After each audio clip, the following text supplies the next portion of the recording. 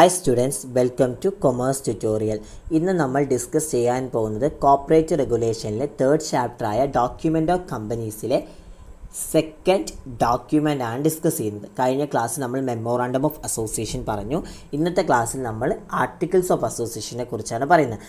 Articles of association പറയുന്നതിന് മുമ്പ് നമുക്കിവിടെ വേറൊരു കാര്യം പറയാനുണ്ട്. Doctrine of ultra vires. എന്താണ് ഈ doctrine of ultra virus? Most important ടോപ്പിക്കാണ്. 2 മാർക്ക് 5 മാർക്കിന് ചോദിക്കും. ഈ doctrine of ultra virus is a fundamental rules of company law. It states that the object of a company as specified in its memorandum of association can be departed from only to the extent permitted by the act.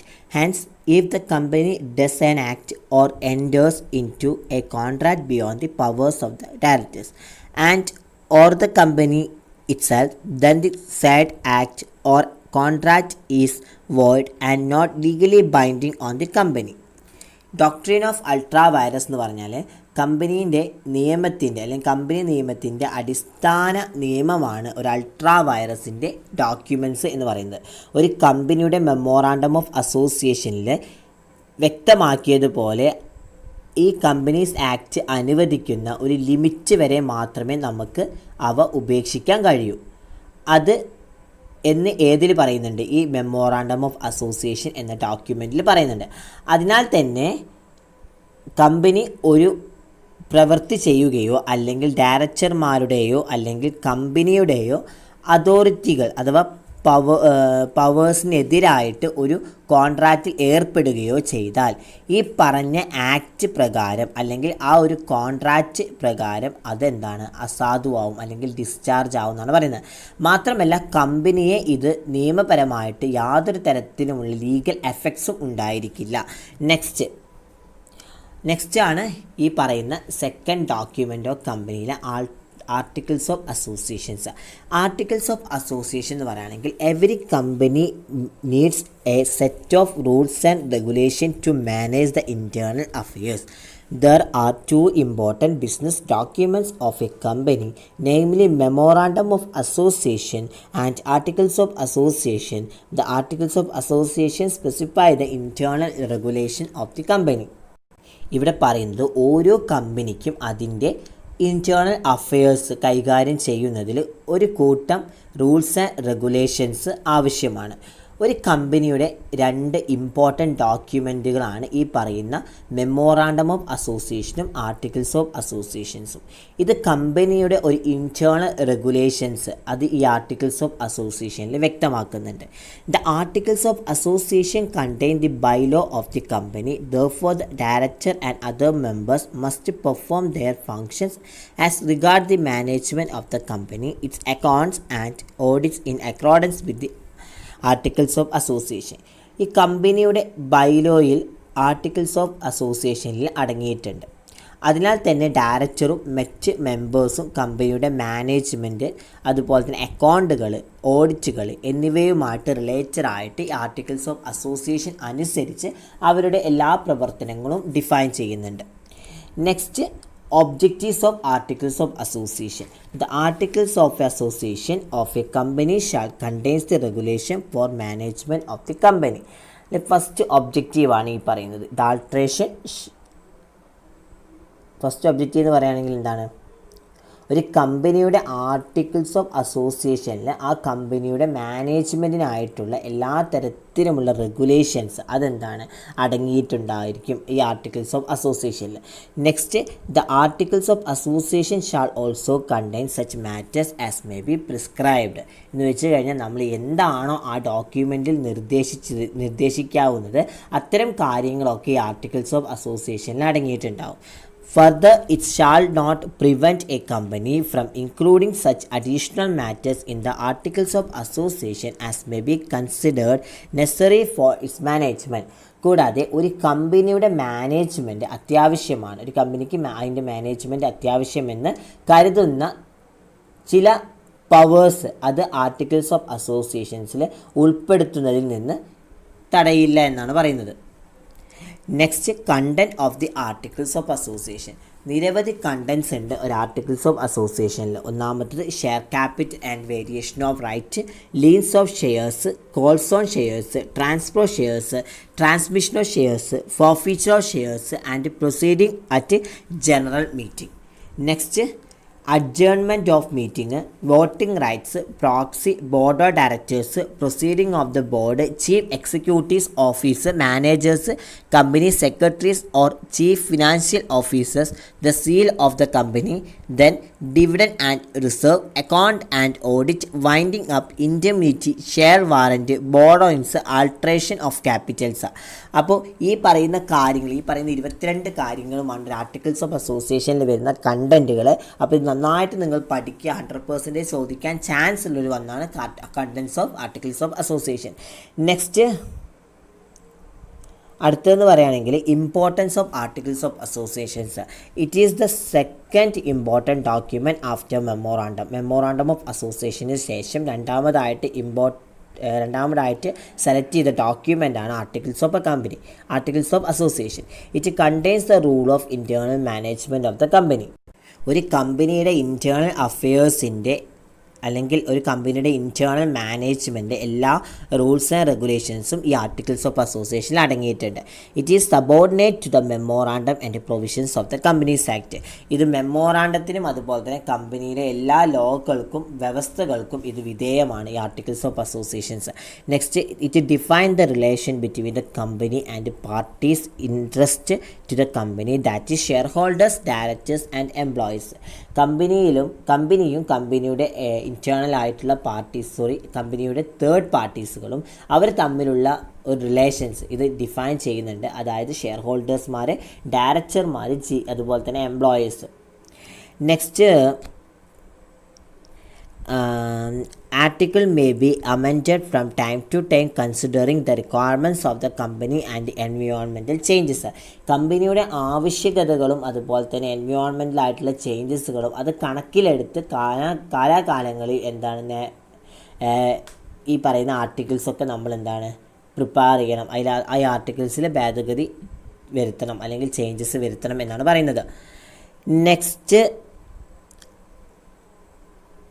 Alteration of articles of association. അതിൽ first point ആണ് alteration must be consistent with the provision in the memorandum and the companies act. ഈ alteration എന്ന് പറയുന്ന ഒരു കമ്പനിയുടെ മെമ്മോറാണ്ടത്തിലും കമ്പനിയുടെ നിയമത്തിലും ഉള്ള വ്യവസ്ഥകളുമായിട്ട് പൊരുത്തപ്പെടണം. Next the alteration shall not result in any increase in liability of existing shareholders unless the company obtain their consent in writing. എന്ന് വെച്ചാൽ കമ്പനിയുടെ ഒരു റിട്ടേൺ ഡോക്യുമെൻ്റ് മൂലം അല്ലെങ്കിൽ കമ്പനിയുടെ റിട്ടേൺ ഡോക്യുമെൻ്റ് അതിൽ കൺസെൻറ്റ് വാങ്ങിയിട്ടില്ലെങ്കിൽ അതിൽ ആൾട്രേഷൻ വരുത്തുന്നത് നിലവിലുള്ള ഷെയർ ഹോൾഡേഴ്സുടെ ലയബിലിറ്റിയിൽ ഇൻക്രീസ് കാരണമാകില്ല എന്നാണ് പറയുന്നത്. അല്ലെങ്കിൽ ഈ നിലവിലുള്ള ഷെയർ ഹോൾഡേഴ്സിൻ്റെ ലയബിലിറ്റീസിൽ ഒരു വർധനവിന് ഇത് കാരണമാവില്ല. Next the alteration shall not be inconsistent with the order of central government court or opposite to public policies. ഈ ഒരു ചേഞ്ചസ് കേന്ദ്ര സർക്കാരിൻ്റെയോ അല്ലെങ്കിൽ കോടതിയുടെയോ ഉത്തരവിന് വിരുദ്ധമോ അല്ലെങ്കിൽ അതിൻ്റെ പൊതുനയത്തിന് വിരുദ്ധമോ ആയിരിക്കില്ല എന്നാണ് പറയുന്നത്. Next the alteration shall not affect the internal of any third party or result in any breach of trust.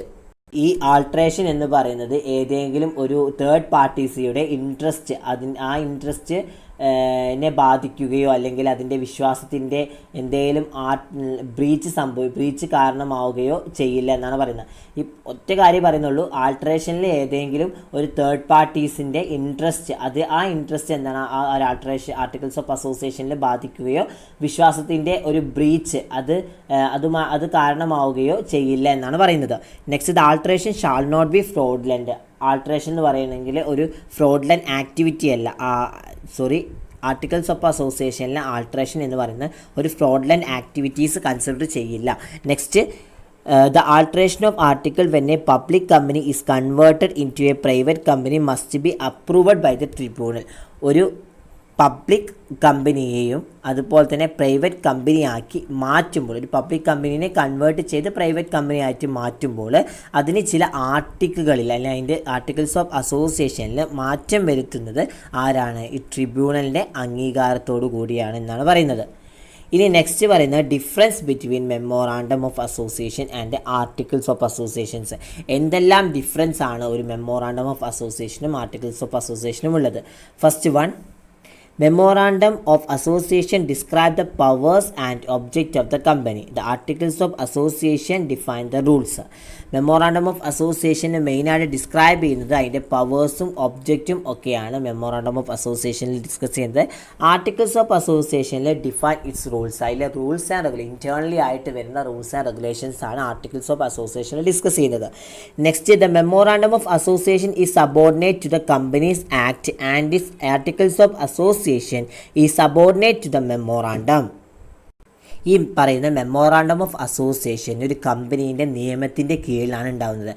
കൂടാതെ ആർട്ടിക്കിൾസ് ഓഫ് അസോസിയേഷനിൽ ഈ പറയുന്ന മെമ്മോറാണ്ടം എന്ന അല്ലെങ്കിൽ മെമ്മോറാണ്ടം ഓഫ് അസോസിയേഷൻ്റെ ആ ഡോക്യുമെൻ്റ് കീഴിലായിരിക്കും articles of association. Next, the memorandum cannot be amended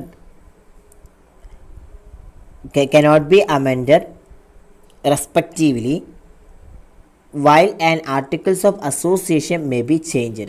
The memorandum cannot be amended retrospectively while an articles of association may be changed. എന്ന് വെച്ച് കഴിഞ്ഞാൽ മെമ്മോറാണ്ടം അസോസിയേഷൻസ് മുൻകാലങ്ങളിൽ അതിലെന്തെങ്കിലും തരത്തിലുള്ള ഭേദഗതി വരുത്താൻ കഴിയില്ല.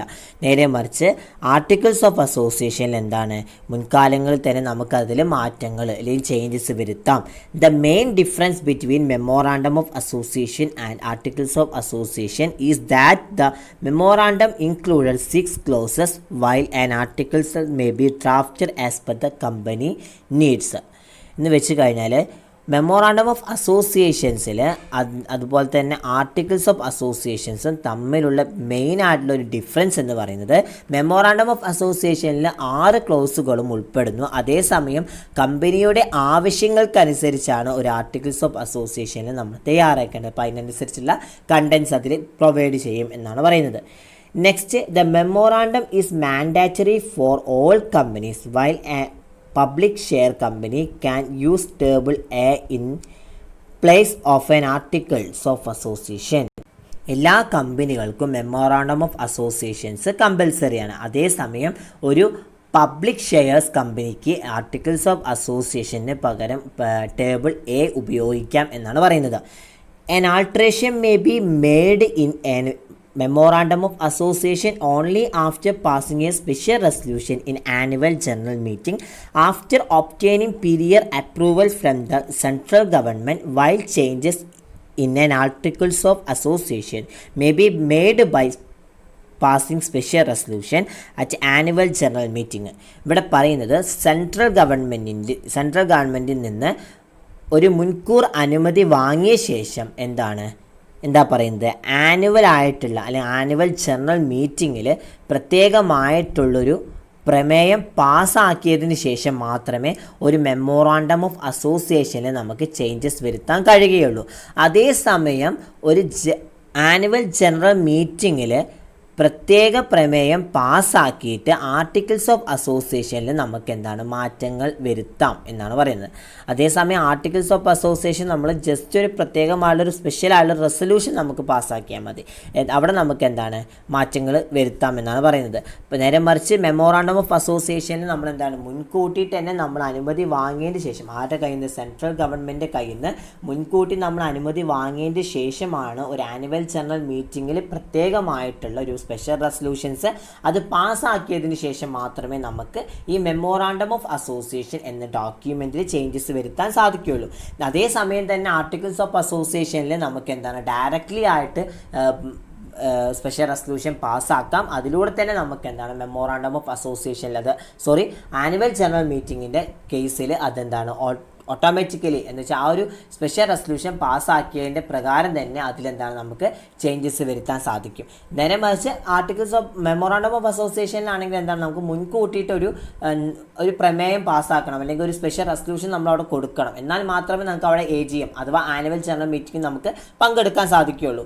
അപ്പോൾ മാത്രമേ അത് അപ്രൂവ്ഡ് ആയി കഴിഞ്ഞാൽ മാത്രമേ നമുക്ക് എന്താണ് അവിടെ ആ മെമ്മോറാണ്ടം ഓഫ് അസോസിയേഷൻ്റെ കണ്ടൻസിലൊക്കെ ചേഞ്ചസ് വരുത്താൻ പറ്റുള്ളൂ. നേരെ മറിച്ച് ആർട്ടിക്കിൾസ് ഓഫ് അസോസിയേഷനിൽ എന്താണ് സെൻട്രൽ ഗവൺമെൻറ് അങ്ങോട്ട് കൊടുക്കേണ്ട ആവശ്യമില്ല. അവിടെ എന്താണ് ഒരു ആനുവൽ ജനറൽ മീറ്റിംഗ് കൂടിയാൽ മാത്രം മതി. അതിലെന്താണ് ഒരു സ്പെഷ്യൽ റെസൊല്യൂഷൻ പാസ്സാക്കി കഴിഞ്ഞാൽ നമുക്ക് എന്താണ് ആർട്ടിക്കിൾസ് ഓഫ് അസോസിയേഷനിൽ ചേഞ്ചസ് വരുത്താം.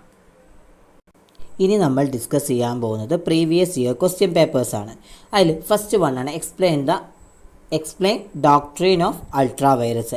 2019, 2018, 2016 വർഷങ്ങളിൽ കണ്ടിന്യൂസ് ആയിട്ട് ചോദിച്ചൊരു ക്വസ്റ്റ്യൻ ആണ് explain the doctrine of ultra vires. എന്താണ് അൾട്രാ വൈറസ് നമ്മൾ ഫസ്റ്റത്തിൽ പറഞ്ഞു. നെക്സ്റ്റ് പറയുന്നതാണ് ഡോക്ട്രീൻ ഓഫ് കൺസ്ട്രക്റ്റീവ് നോട്ടീസ്. 2018, 17, 16 പറഞ്ഞാണ്. എന്താണ് ഈ ഡോക്ട്രീൻ ഓഫ് കൺസ്ട്രക്റ്റീവ് നോട്ടീസ്? ഞാൻ പറഞ്ഞുതരാം.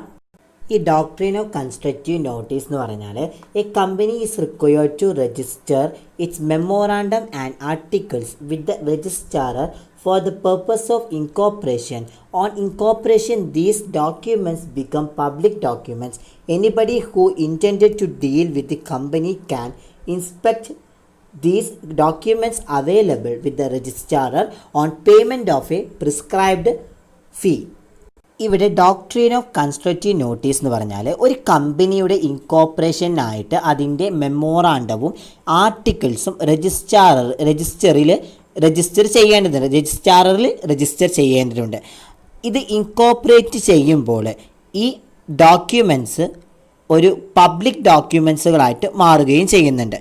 കമ്പനിയുമായിട്ട് ട്രാൻസാക്ട് ചെയ്യാൻ അതുപോലെ അല്ലെങ്കിൽ ഇടപെടുവാൻ ആഗ്രഹിക്കുന്ന ആർക്കും സ്പെസിഫിക് ആയിട്ടുള്ളൊരു ഫീ അടച്ചാൽ മാത്രമേ നമുക്ക് രജിസ്ട്രാറിൽ ലഭ്യമായിട്ടുള്ള എല്ലാ ഡോക്യുമെൻറ്റ്സും നമുക്ക് പരിശോധിക്കാൻ പറ്റുന്നുള്ളൂ. Next, according to the doctrine of constructive notice, it is presumed that all person dealing with the company have full knowledge or notice of the contents of memorandum and articles. Further, it is also presumed that they have read the contents of these documents and understood them in the right meaning and perspectives. ഈ doctrine of constructive notice അനുസരിച്ച് ഒരു കമ്പനിയുമായിട്ട് ഇടപെടുന്ന എല്ലാ വ്യക്തികളും മെമ്മോറാണ്ടത്തിലെയും അതുപോലെ തന്നെ ആർട്ടിക്കിൾസിലെയും കണ്ടൻസുകളെക്കുറിച്ച് പൂർണ്ണമായിട്ടുള്ള അറിവുണ്ടായിരിക്കണം. കൂടാതെ അവർ ഈ ഡോക്യുമെൻസുകളിലുള്ള കണ്ടൻസ് അത് വായിക്കുകയും ശരിയായ അർത്ഥത്തിൽ അത് കാഴ്ചപ്പാടിലും മനസ്സിലാക്കുകയും ചെയ്യുന്നതിനെ അനുമാനിക്കാം എന്നാണ് അതാണ് ഈ ഒരു കൺസ്ട്രക്റ്റീവ് നോട്ടീസ് എന്നതുകൊണ്ട് ഉദ്ദേശിക്കുന്നത്. കൺസ്ട്രക്റ്റീവ് ആളുടെ നോട്ടീസ് പ്രൊവൈഡ് ചെയ്യുക. Then what is articles of association and what are the provisions of alteration of articles of associations നമ്മൾ എക്സ്പ്ലെയിൻ ചെയ്താണ്. എന്തൊക്കെ alteration of articles of associations articles of അസോസിയേഷനിൽ എന്തൊക്കെ തരം ആൾട്രേഷനിൽ ചേഞ്ചസ് വന്നിട്ടുണ്ട് എന്നുള്ള നമ്മൾ പറയാം. Next, difference between memorandum of association and articles of association. 2016-15 question paper ചോദിച്ചതാണ്. ഈ what are the provisions of alteration of article ചോദിച്ചത് 2018-19 കേട്ടോ. 2018-17 ചോദിച്ചിരിക്കുന്നത്. പിന്നെ exception to the doctrine of indoor management 2016-15. ആ exception to the doctrine of indoor management first of all നമുക്ക് എന്താണ് indoor management എന്നറിയാം. ഈ ഇൻഡോർ മാനേജ്മെൻറ്റ് പറഞ്ഞാൽ എന്താണ് ഈ ഡോക്ട്രൈൻ ഓഫ് ഇൻഡോർ മാനേജ്മെൻറ്റ് എന്ന് പറഞ്ഞാൽ?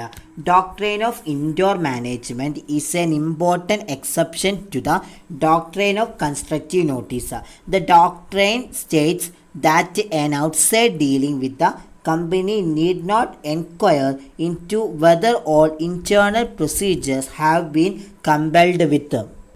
ഈ കൺസ്ട്രക്റ്റീവ് നോട്ടീസിൻ്റെ ഒരു പ്രധാന എക്സെപ്ഷൻസ് ആണ് ഇൻഡോർ മാനേജ്മെൻറ്റ് അഥവാ ഡോക്ട്രീൻ ഓഫ് ഇൻഡോർ മാനേജ്മെൻറ്റ്.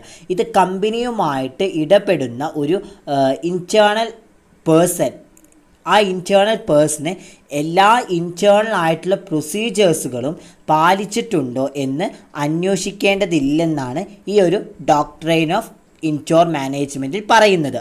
ഇവിടെ അതിൻ്റെ എക്സെപ്ഷൻസ് ആണ് ഡിസ്കസ് ചെയ്യുന്നത്. അതിൽ ഫസ്റ്റ് വൺ ആണ് knowledge of irregularly. Knowledge of irregularly എന്ന് പറഞ്ഞാൽ if the person dealing with the company had full knowledge of the irregularity of internal proceeding, he cannot avail of the doctrine of indoor management. ഈ knowledge of irregularity എന്ന് പറഞ്ഞു കഴിഞ്ഞാൽ ഈ കമ്പനിയുമായിട്ട് ഇടപെടുന്ന വ്യക്തിക്ക് internal ആയിട്ടുള്ള പ്രൊസീജിയറുകളുടെ എല്ലാ ക്രമീകരണത്തെക്കുറിച്ചും പൂർണ്ണമായിട്ട് ഒരു നോളേജ് ഉണ്ടെങ്കിൽ അദ്ദേഹത്തിന് ഇൻഡോർ മാനേജ്മെൻറ്റ് ഡോക്ട്രൈന് പ്രയോജനപ്പെടുത്താൻ സാധിക്കില്ല എന്നാണ് പറയുന്നത്. നെക്സ്റ്റ് വൺ ആണ് ആക്ട് നെഗ്ലിജൻറ്റി.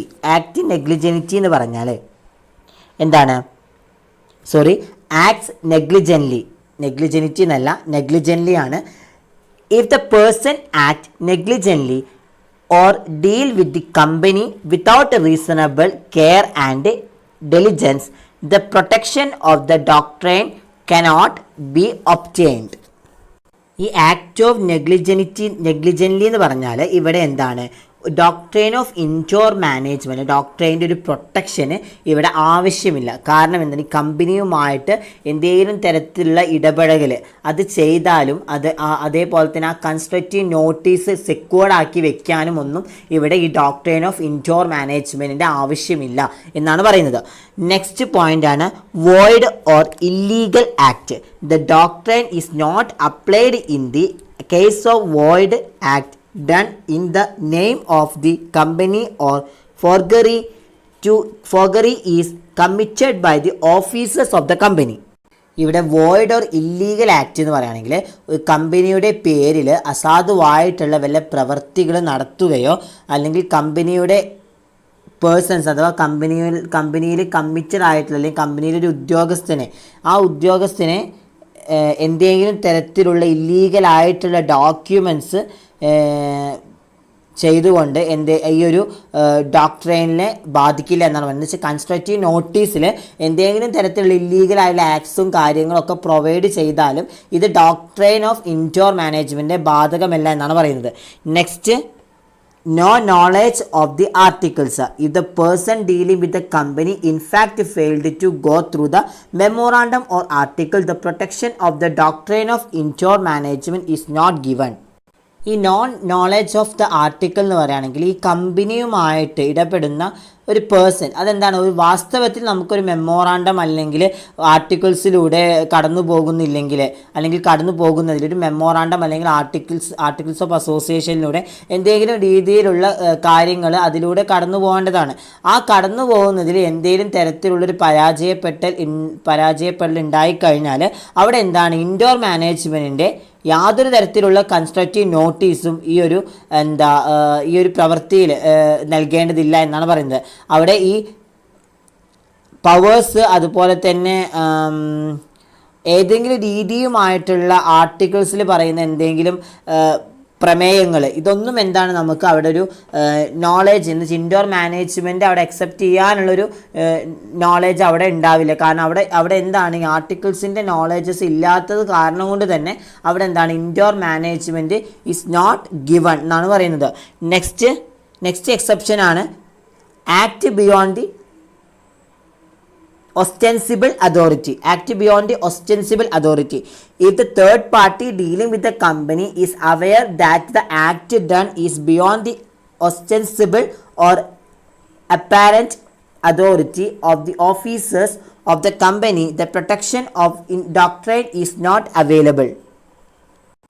ഇവിടെ എന്താ? ആക്ട് ബിയോണ്ട് ഒസ്റ്റൻസിബിൾ അതോറിറ്റി എന്ന് പറയുകയാണെങ്കിൽ ഇവിടെ എന്താണ്? കൺസ്ട്രക്റ്റീവ് നോട്ടീസിൻ്റെ കാര്യത്തിൽ യാതൊരു തരത്തിലുള്ള എക്സെപ്ഷൻസും ഉണ്ടാവില്ല എന്നാണ് പറയുന്നത്. കാരണം എന്താണ്? ഇൻഡോർ മാനേജ്മെൻറ്റ് കേസിൽ ഒരു act beyond the ostensible authority അല്ലെങ്കിൽ അപ്പാരൻറ്റ് അതോറിറ്റി എന്ന് പറയുകയാണെങ്കിൽ of the officers of the company, അതായത് കമ്പനിയുടെ പ്രൊട്ടക്ഷൻ അല്ലെങ്കിൽ ഈ ഒരു indoor management doctrine of indoor management ഒരു പ്രൊട്ടക്ഷൻ ഇതിലെന്താണ്? അവൈലബിൾ അല്ല എന്നാണ് പറയുന്നത്. കാരണം ഇത് തേർഡ് പാർട്ടി ഡീൽ ചെയ്യുന്ന കമ്പനി. അപ്പോൾ തേർഡ് പാർട്ടി അവെയർ അവെയർ ആവുന്ന ഒരു ആക്ട് അല്ലെങ്കിൽ തേർഡ് പാർട്ടി ഡീൽ ചെയ്യുന്ന ഒരു കമ്പനിയിൽ എന്താണ് അവിടെ അപ്പാരൻ്റ് ആയിട്ടുള്ള ഒരു അതോറിറ്റിക്ക് അവിടെ അപ്പാരൻ്റ് ആയിട്ടുള്ള ഒരു ഓഫീസേഴ്സിന് അവിടെ ആ കമ്പനീൻ്റെ പ്രൊട്ടക്ഷൻ ഡോക്ട്രിൻ ഓഫ് ഇൻഡോർ മാനേജ്മെൻറ്റിനെ സംബന്ധിച്ചിടത്തോളം നോട്ട് അവൈലബിൾ എന്നാണ് പറയുന്നത്. ഇതാണ് ഈ ഇൻഡോർ മാനേജ്മെൻറ്റ് എക്സെപ്ഷൻസ് എന്ന് പറയുന്നത്. അപ്പോൾ ഇന്ന് നമ്മൾ ഡിസ്കസ് ചെയ്തത് കമ്പനിയുടെ സെക്കൻഡ് ഡോക്യുമെൻ്റായ എന്താണ് articles of association, ultra vires എന്താണ്, ഡോക്ട്രിൻ ഓഫ് അൾട്രാ വൈറസ് എന്താണ്, doctrine of constructive notice and indoor management. ഇതൊക്കെ ഇമ്പോർട്ടൻ്റ് ആയുള്ള പാർട്ടാണ് ഞാൻ പറഞ്ഞിട്ടുള്ളൂ. ബാക്കി നിങ്ങൾ ടെക്സ്റ്റിൽ നോക്കി ഡീറ്റെയിൽ ആയിട്ട് പഠിക്കുക. ഇമ്പോർട്ടൻ്റ് ആയുള്ള പാർട്ട് കുറച്ചും കൂടി കൂടുതലായിട്ട് നിങ്ങൾ നോക്കുക. അപ്പോൾ എല്ലാവർക്കും വീഡിയോ ഇഷ്ടപ്പെട്ടെങ്കിൽ ലൈക്ക് ചെയ്യുക, ഷെയർ ചെയ്യുക, കമൻറ്റ് ചെയ്യുക. Thank you my dear students.